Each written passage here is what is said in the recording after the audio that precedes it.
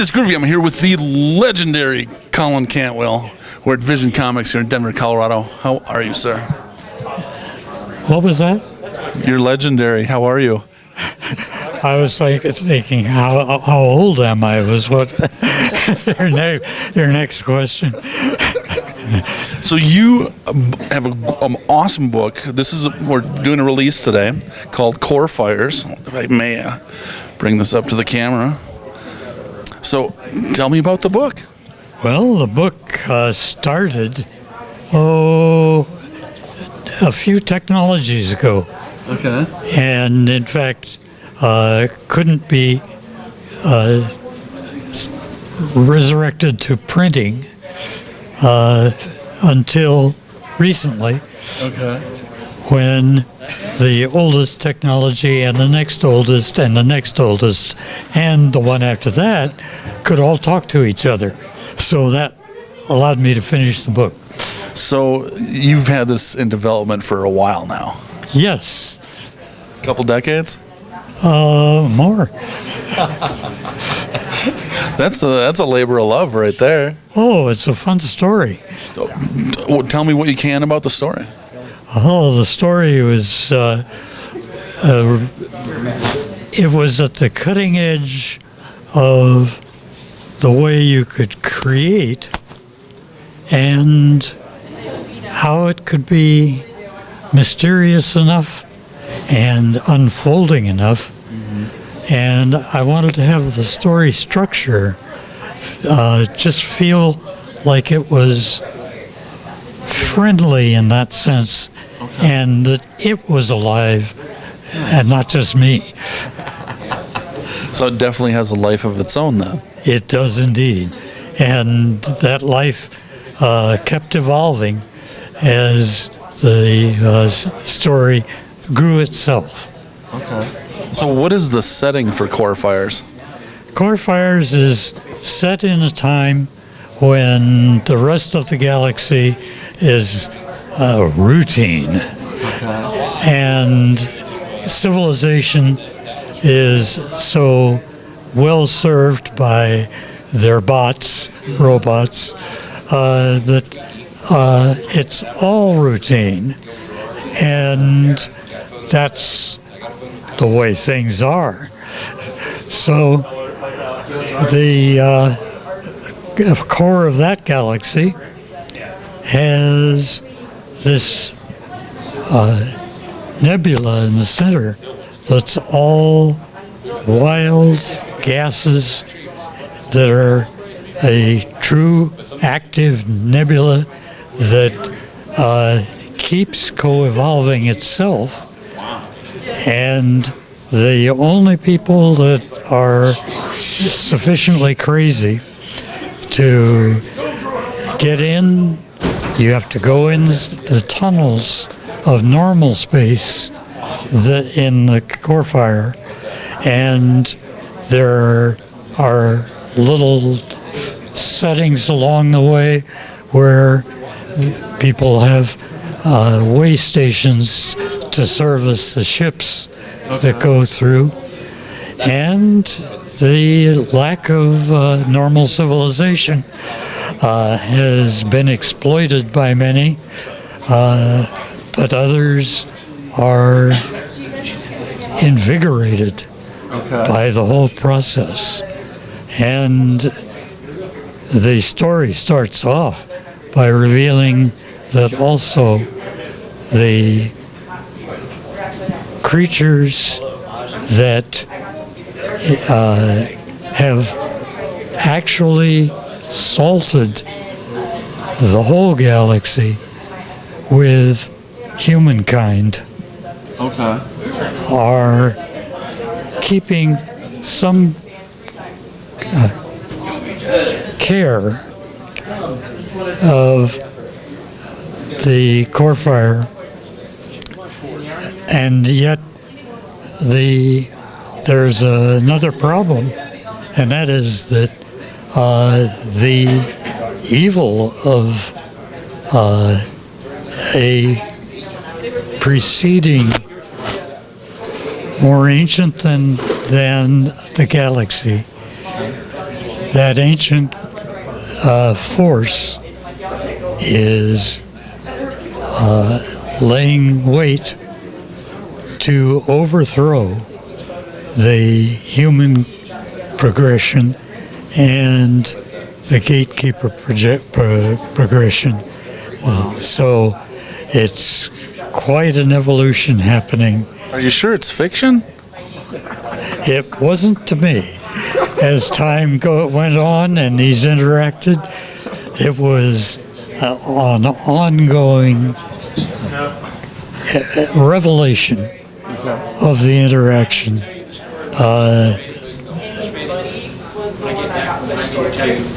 I'll go on from there as you ask questions. So, I mean, you're a very accomplished scientist, basically genius of genius. Have you put hard science into this book? It's a blend of hard science and not, and I have done a lot of work in expanding some of our physics as we go along, and have published some work on how things are co-evolving as we interact with the creatures that are in our civilization, and how the harmony of the interaction and its coevolution keeps shaping the probabilities of our own civilization, and that civilization is affecting the physics, and the physics are coming back to shape us as we co-evolve. And that's part of the advanced work toward the end of my life. Now, I can definitely see why this book sold out today, because that is all amazing. And fun, I find. It's been one heck of a book lunch today. And it's been a great fun for me. Everyone's loved meeting you. So let's tackle some of the movies now. Okay. Let's start with the obvious one. I mean, you designed, as Chris Lanham says, you designed our entire childhood. So tell me, what were some of your favorite ships that you made? That was peculiar. That's the kind of thing you'd be interested in. The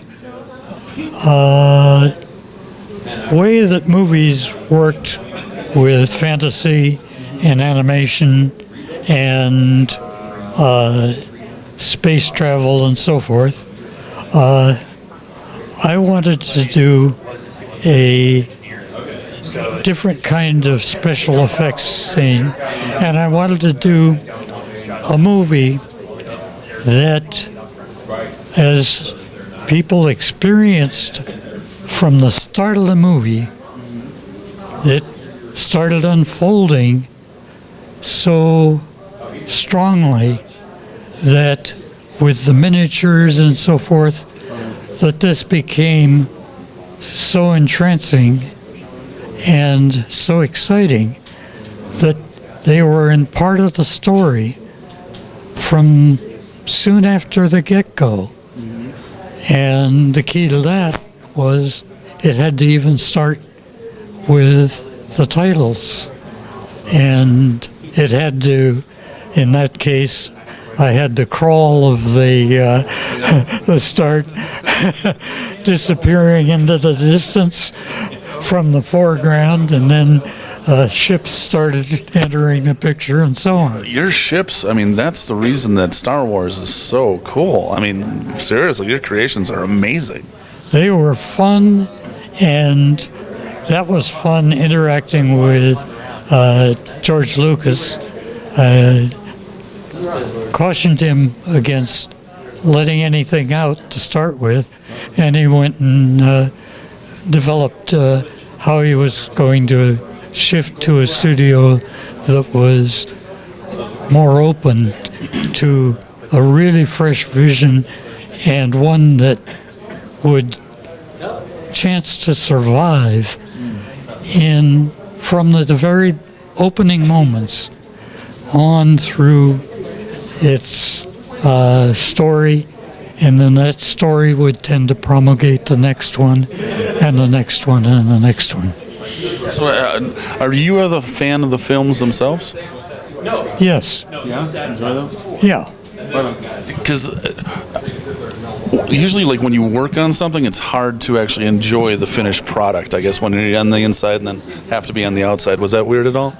Well, I did that in a strange way because I found toward the end of working on the special effects and so forth for Star Wars, the first Star Wars, that it was getting to where it was going to be quite confining because the continuity and the expectation was beginning to take over the progression of the stories.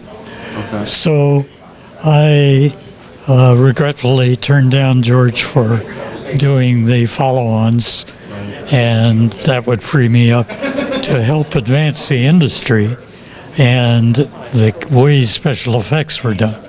And you succeeded.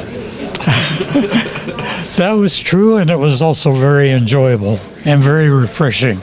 And it was good that I did that. And then the sequels came back full circle to the images and ships and the interactions that I'd helped create for the first, and now is into the second of those follow-ons, and I haven't seen that one yet, so I'll be very interested to see how that goes, and I'm looking forward to it. I've heard Rogue One is amazing. Yeah, I saw the first one, and am now anxious to see what happens for the second one. Me too. Okay, do you mind if we talk about Close Encounters for a little bit? No, go ahead. Okay. Like, what was it like working on Close Encounters? Because that's one of my all-time favorite movies ever. Opened my mind, changed my views on a lot of stuff. That was great fun, and working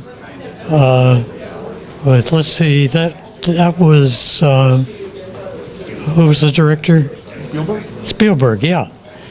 Spielberg, I was very fond of him and very fond of his creativity, and that was a wonderful way to interact with him, and it was harmonious and very inventive.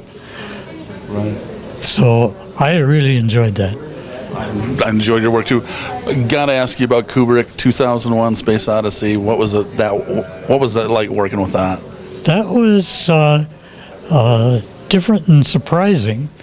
I had friends who worked on that, and Kubrick was infamous for his creativity. I heard he's pretty tough to work with too. Yes, and with the rigor, his creativity and his mode of that creativity was quite extraordinary. I wasn't working on that film until they had a little sort of problem. You came in and fixed it? I had to come in and fix it, and fix it pretty quick. About 3/4 of the special effects scenes in space hadn't been done. Oh, wow. So you got in there and you got it fixed quick. Got it fixed quick, and the first thing I did was get a stack of folders and a list of the scenes, and then started creating a new, faster version of the special effects facility. So you cleaned house, basically. No, not at all. As much I cleaned the calendar. And the ways of doing the things that needed to be done. And it became very intuitive, very emotional, and that was so much interacting with all the technical aspects and the creative ones. And every night I was having dinner with the director. Wow. And we were going at it any way that we wanted. He had people over that were film industry people watching movies, and then I would spirit Stanley away, and we would go and solve the problems. Okay. So that was very rigorous. Oh, I believe it. And during the day, I was creating the necessary technology and waiting outside Stanley's office while he was cutting scenes. And I cried when when I was sitting outside his working on the moviola for Hal and so on. It was that kind of thing. Wow. How many patents do you have? You must have a ton. No, I didn't do that. Lots of things were then patented and created. And I did have patents. But the getting the mind clear and being able to use a story and a personality, and the personalities of various directors are generally extraordinarily creative. Right. So having that kind of refreshing on all the different projects and the different themes, and the urgency of the problems and how they could be solved, it was a wonderful world to have to co-evolve. Wow, that is so cool. There's one moment in history I really need to find out about, and that is the moon landing with Walter Cronkite. What was the energy at the time? Like, what was that like? That was quite a project, not only for all the 10 years and more that the science of it and the physics of it had to be developed, created, and planned. And then the necessary orbital physics of it and how to make that work. And that was a worldwide effort. And I had in my studio a map of the moon of all the different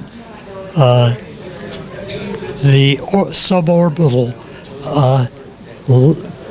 section of the moon, from where they first start to get close to then all the rest of their orbit and where they're going to land. And it keeps getting, as they get closer, it was a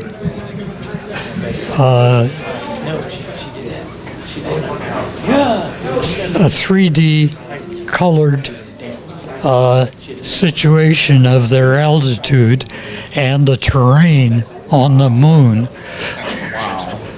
And that, I'm not sure, I might still have that somewhere.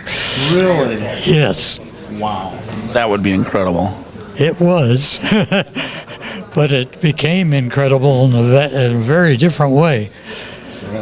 They got in, it was very difficult, and you have to understand that leaving Earth was very expensive energy-wise, even after they solved all the problems involved, and that 3 living astronauts had to be the only ones carrying the ball, and the big ball of the moon had to put them in orbits, and they had to go to the far side of the moon and kill their momentum enough so instead of coming back to Earth, they would circle around to the Earth side of the moon. And that way they could keep talking to them. Then from there, they had to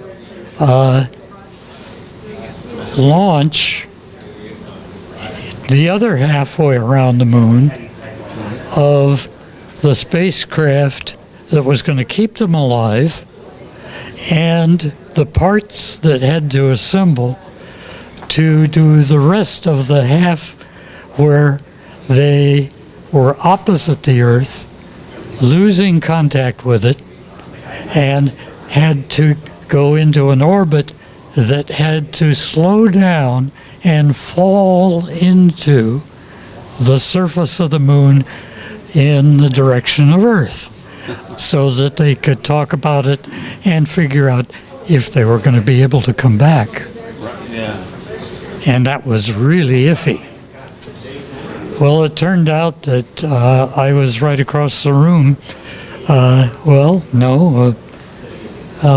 About where your camera is, and a little more behind Cronkite. And during the descent orbit, where the 2 guys were in the Apollo 11, and the other guy was in orbit and had the only means that could get them back to an Earth orbit and slow down and land in the ocean on the Earth. So for that orbit, coming from then, this was the mission that the whole world was tuning into. In fact, they were tuning all the way from Earth out to there, from there down to the moon. And I was the HAL 9000 computer that I had soldered together. And the pieces of that projector controller were burning out through all 11 steps, so that they ended up expiring at the end of the mission. The spacecraft coming down, however, was partway, say that it's to the halfway side of the moon and descending, and at that point they could see enough information to where they could tell that the place where they wanted to land, the only place that they had planned to land, was far too rugged for them to be able to land successfully. So they would have to coast further, spending fuel to slow down and lose their momentum over a place past the rough parts and land in a somewhat level place just far enough away to where they would run out of fuel as they were shutting down the engine. They are truly fearless. They were. Truly fearless. And the people on Earth, other than the mission control people, were the only ones that knew that. But I could tell from the orbit that that was likely to be the situation. So at that halfway around point, I talked during commercial to Walter Cronkite, and said, Walter, there's a problem. Our stuff that we've been showing as our HAL 9000 computer is the only thing that can show the orbit that they're going to have to do.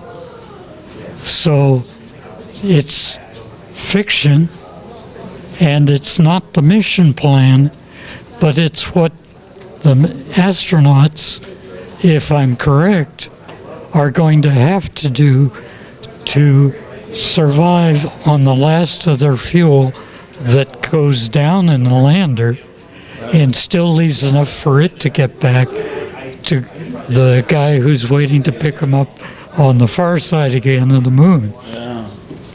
So that was the situation. That is crazy. It was crazy. And I was, fortunately, the way I did my images of the orbit and the situation that the spacecraft was in, I had done it flexibly enough to where I could follow that shortened path that had to prolong or die. Okay, yeah. And I did, and that was the HAL 9000. The other networks went strictly by the original mission plan. Okay. And the real situation, as I thought it was Walter was saying, our HAL 9000 says, no, they haven't reached Lowgate yet. They're still in orbit, and they still have to expend their fuel to get down to turning their momentum into a straight descent in a new, safer place that they haven't even seen in detail yet. So that's what we did. That's what the astronauts did. And that turned out to be what Mission Control did as the last. They stopped having any commentary from Walter or me or so forth at Lowgate, which was still 300 feet above the surface of the moon. And so for the rest of it, the astronauts were just doing the absolute business of back and forth with Mission Control. And Mission Control was only doing the things that they needed to do to keep doing what was turned out to be this new descending orbit. And then at the last of that, Mission Control came rather than the astronauts on and said 30 seconds, and the astronauts were doing updates, 15 seconds, and then the astronauts said, the Eagle has landed. And the 15 and 30 seconds was the amount of fuel they had left before the gear had to be down on the moon. Wow. What an incredible thing for all of humankind. Oh, it's amazing. And all this coming together, and this crazy, stupid thing I was doing to try to explain the mission being a strange way that the make do for that last quarter orbit had to be happening so that the audience was right in with the astronauts. An incredible moment. It was extraordinary. Amazing. One last question. What are your thoughts on the current state of space exploration and everything going on? I mean, we have private people going into it now, NASA. Just what are your thoughts on the space program as like the human space program in its entirety, I guess? It's progressing. It's also progressing without humans in part of it that are gathering information in the galaxy, in planets. They're giving new updates this week on things that they're discovering on the different Earth planets and so on. Right. And all of that is progressing, and that are learning about us from the things we're learning about the ecology, about the science, and so forth, is all unfolding regularly and very powerfully. There's one thing that hasn't been mentioned, and that from my stuff has become part of my concern with the rest of my life. I'm 84 now, and who knows how many orbits I've got. I'd say a good lot. I can see fire in those eyes. Come on now. Yep. Anyway, I'm going to make the most of it.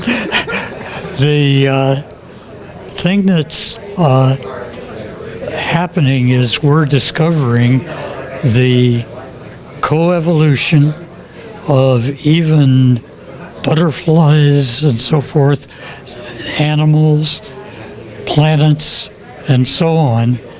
And some of that seems to be coming back in what's expressed in additional dimensions, coherence of much more order in what keeps turning up, in the ways all of this stuff is interacting. It's interacting, and we are becoming, and we have become, and all the rest of the world, and the animals, and the non-animals, and the butterflies, and so forth, is coming back into a rapid progression that is advancing who, what, and who we all are, all of our different species. And if our minds can be quick enough, but whole enough, and daring enough to keep blending all of these bits together with the new math that it takes to express the probabilities, then that may save us in time, or we may blow it. But usually when we get too close to blow it, we damn well better get it right. And most of the time, we get a strange kind of new right to go with it. And it is truly what we have been, what all of them, all of they, all the different kinds of they, what they are and are becoming, and we are seeing, and we are being and expressing and loving. Amazing. Thank you so much for this honor. Thank you. Thank you. This is Groovy. I'm here with the legendary Colin Cantwell, Vision Comics. Again, thank you so much. Thank you.